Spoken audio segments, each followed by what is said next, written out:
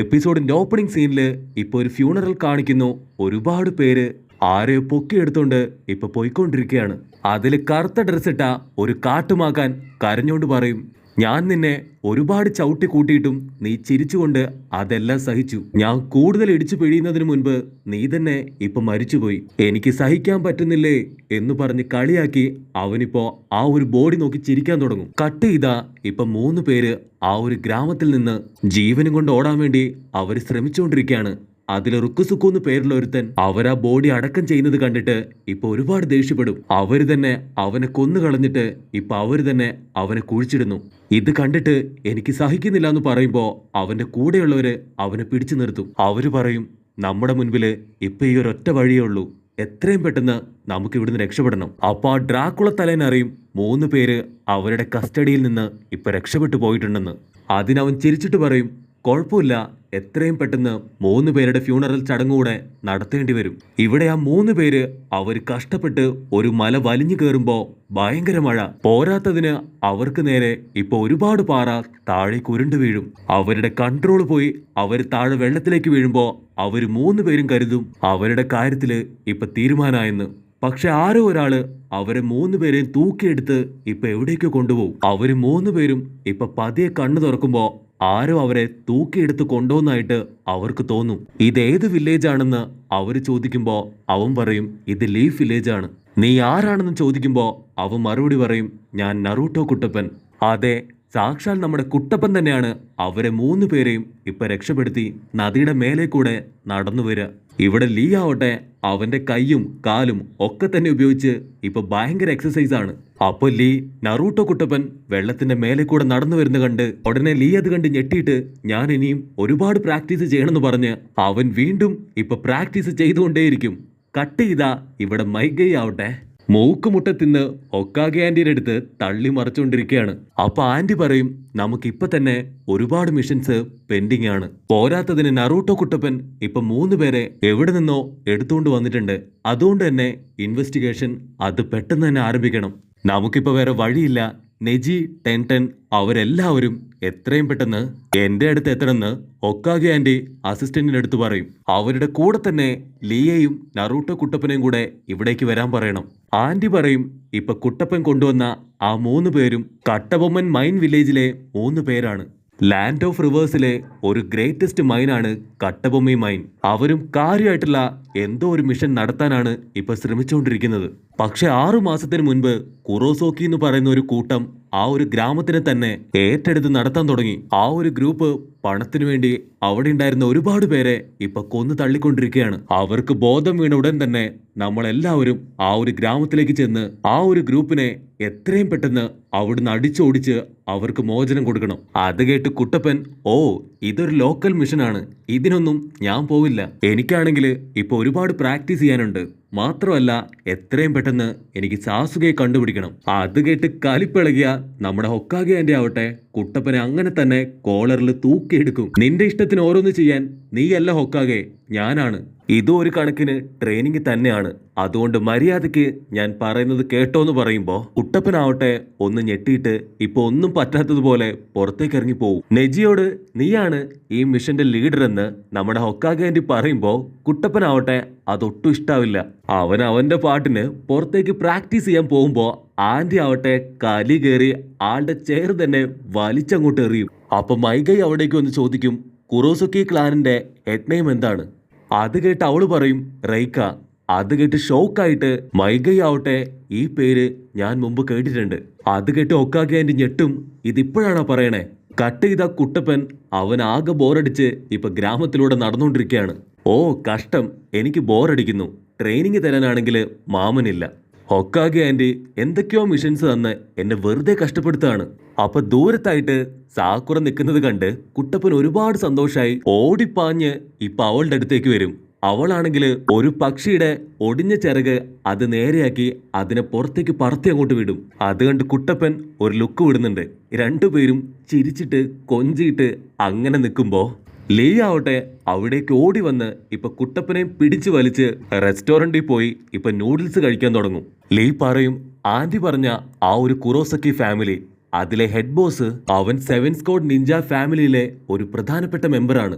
ഉടനെ കുട്ടപ്പൻ ഞെട്ടി എഴുന്നേക്കും. എന്നിട്ട് 7 സ്ക്വാഡ് നിഞ്ച ഫാമിലി അതെന്താണെന്ന് ചോദിക്കും. അതിന് ലീ പറയും കിസമയും റെയ്ക്കയും അവർ രണ്ടുപേരും ഈ ഗ്രൂപ്പിലെ മെമ്പേഴ്സാണ്. കിസമ അവൻ ഹിറ്റാച്ചിയുടെ വലങ്കയാണ്. അതുകൊണ്ട് തീർച്ചയായിട്ടും റെയ്ക്കയെ കണ്ടുപിടിച്ച് ഇടിച്ച് സൂപ്പാക്കിയാല് കിസമയിലൂടെ നമുക്ക് സാസുകയുടെ ഇൻഫർമേഷൻ എങ്ങനെയെങ്കിലും കളക്ട് ചെയ്യാൻ കഴിയും. അതുകൊണ്ട് തീർച്ചയായിട്ടും നീയും ഞങ്ങളോടൊപ്പം കട്ടബൊമ്മി മൈനിലേക്ക് വരണം. അതിന് കുട്ടപ്പൻ, ഇതിനാണോ നീ എന്നെ വിളിച്ചോണ്ട് വന്നത്? മൈഗൈ പറയുന്നത് കേട്ടിട്ട് എനിക്കത് വിശ്വസിക്കാൻ തോന്നുന്നില്ല എന്ന് പറയുമ്പോ ലീ ആവട്ടെ കുട്ടപ്പനെ വീണ്ടും വീണ്ടും ഇപ്പൊ നിർബന്ധിക്കാൻ തുടങ്ങും. കട്ട് ചെയ്താ ഇപ്പൊ കുട്ടപ്പൻ തൂക്കിയെടുത്തോണ്ട് വന്ന ആ 3 പേരും ഓക്കെ ആയി അവരുടെ ഗ്രാമത്തിലേക്ക് തിരികെ പോവാൻ റെഡി ആയിട്ട് നിൽക്കും.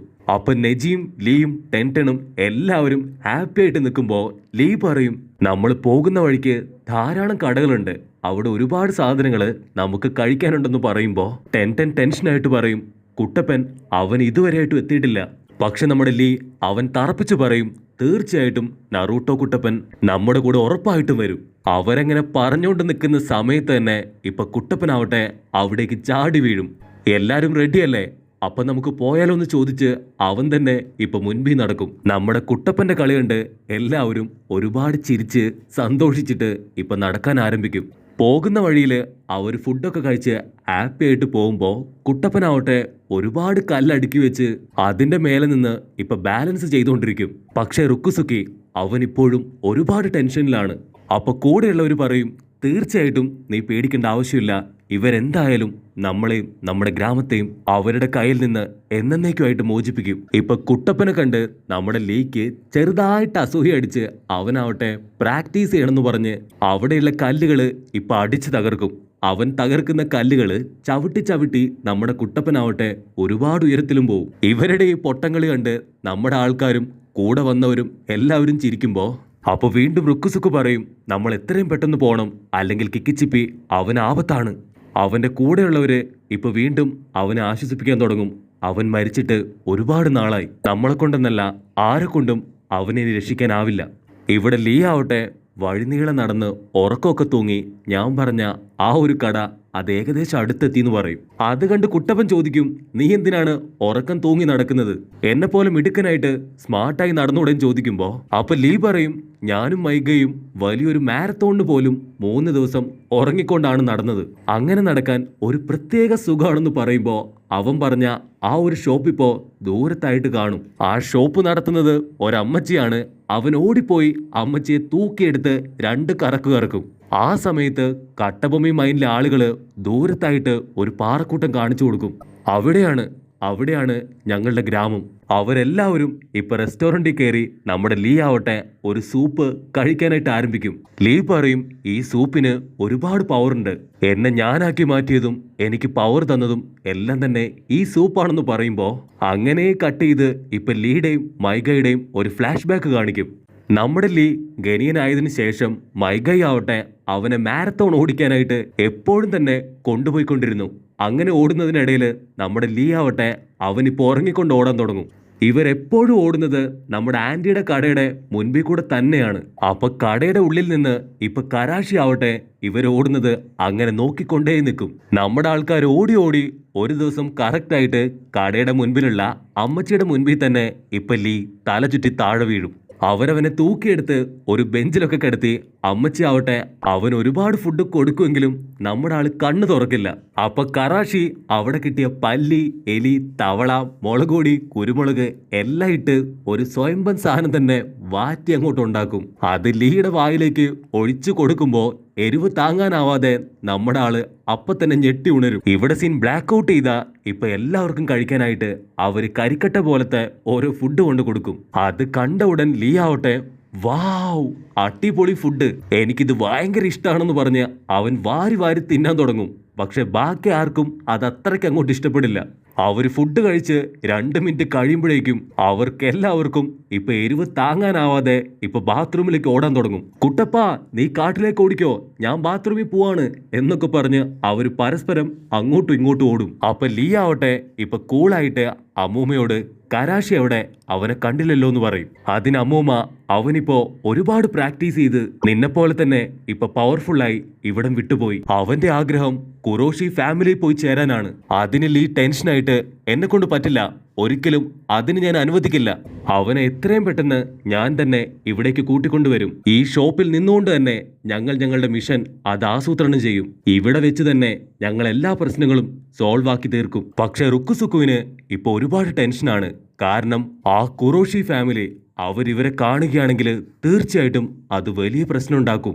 കട്ട് ചെയ്ത അന്ന് രാത്രി റുക്കുസുക്കുവിന്റെ കൂടെയുള്ള 2 പേര് ഇപ്പൊ ഓടി വരും. അത് കേട്ട് കുട്ടപ്പൻ എന്തുപറ്റി, എന്തിനാണ് നിങ്ങൾ ബഹളം വെക്കുന്നതെന്ന് ചോദിക്കും. അവര് പറയും റുക്കുസുക്കു അവനെ കാണുന്നില്ല, തീർച്ചയായിട്ടും അവൻ ഗ്രാമത്തിലേക്ക് പോയിട്ടുണ്ടാവും.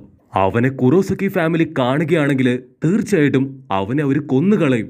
നമ്മുടെ ആൾക്കാര് ഇപ്പൊ കൂലങ്കക്ഷമായിട്ട് ആലോചിക്കാൻ തുടങ്ങും. കട്ട് ചെയ്ത റുക്കുസുക്കു ആവട്ടെ ഇപ്പൊ ഗ്രാമത്തിലേക്ക് വളരെ വേഗത്തിൽ പോയിക്കൊണ്ടിരിക്കുകയാണ്. കൺപിച്ചി അവനെ എങ്ങനെയെങ്കിലും എനിക്ക് രക്ഷിക്കണമെന്ന് പറഞ്ഞ് അവൻ മുമ്പോട്ട് ഓടുമ്പോ ഇപ്പൊ നമ്മുടെ ആൾക്കാര് റുക്കുസുക്കുനെ രക്ഷിക്കാൻ വേണ്ടി അവന്റെ പുറകെ ഓടിക്കൊണ്ടിരിക്കുകയാണ്. അങ്ങനെ കട്ട് ചെയ്ത ഇപ്പൊ ആ മലയുടെ മുന്നില് ആ ഒരു വില്ലൻ അവൻ ചിരിച്ചുകൊണ്ട് പറയും, അടുത്ത കുരുതി ചടങ്ങ് അത് നടത്താനായിട്ട് സമയമായി. അതും പറഞ്ഞ് അവൻ പൊട്ടിച്ചിരിക്കുന്നതോടുകൂടെ ഈ ഒരു എപ്പിസോഡും അവസാനിക്കുന്നു.